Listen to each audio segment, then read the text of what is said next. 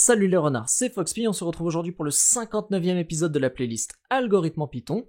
Aujourd'hui on va voir comment convertir un nombre décimal en binaire.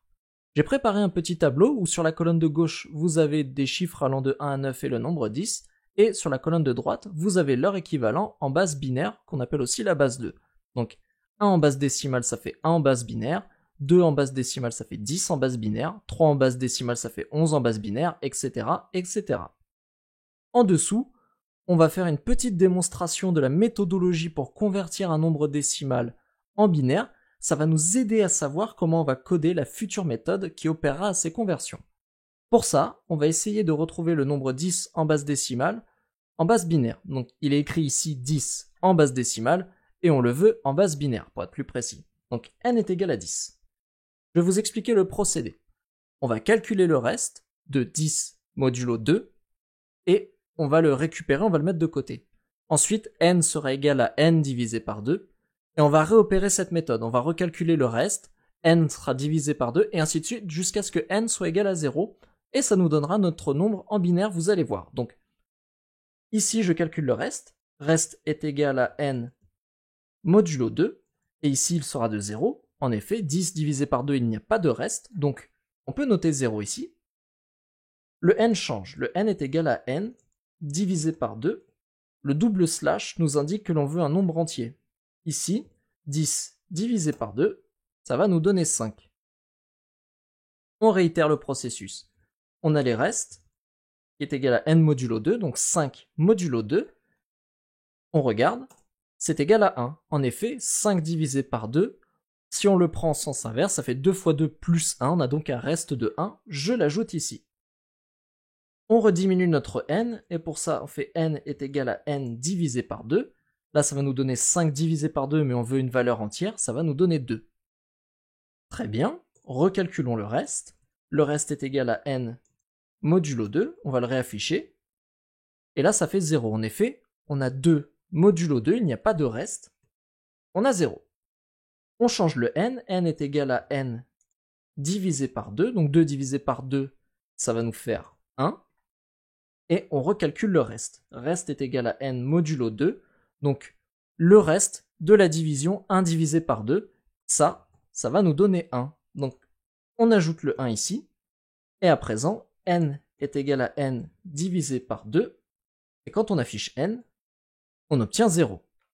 Là, l'opération est terminée, on n'a plus rien à faire. Maintenant que le n est 0, on arrête l'algorithme, et on regarde ce qu'on a.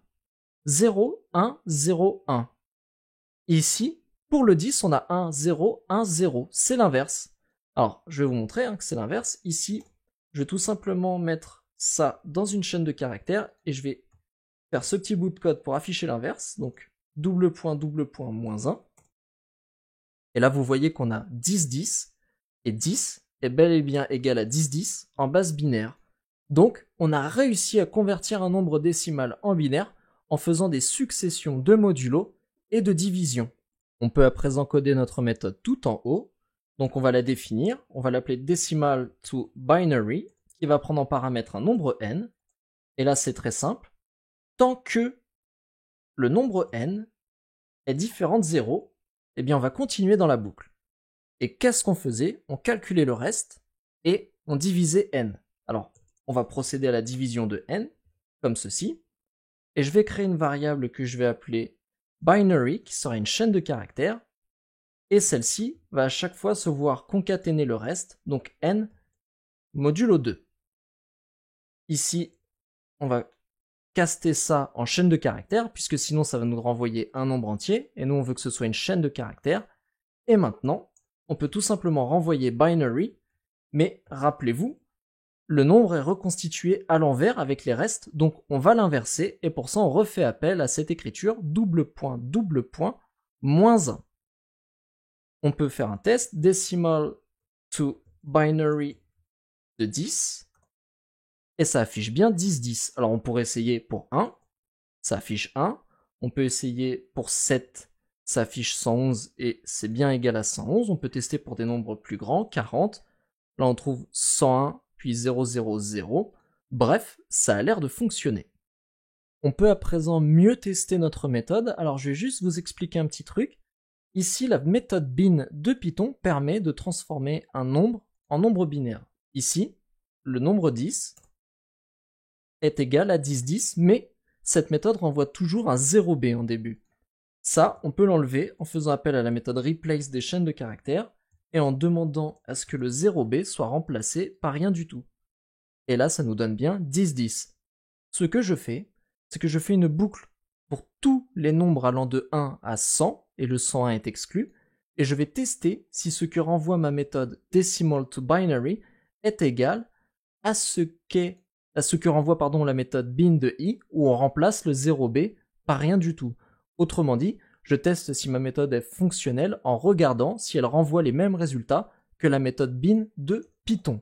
Et on va faire ça pour les 100 premiers nombres. Donc j'exécute, et là, on voit que tout est à true, autrement dit ma méthode renvoie bien les bons nombres binaires, donc elle est fonctionnelle. Nous avons réussi à créer une méthode qui permet de convertir un nombre décimal en nombre binaire.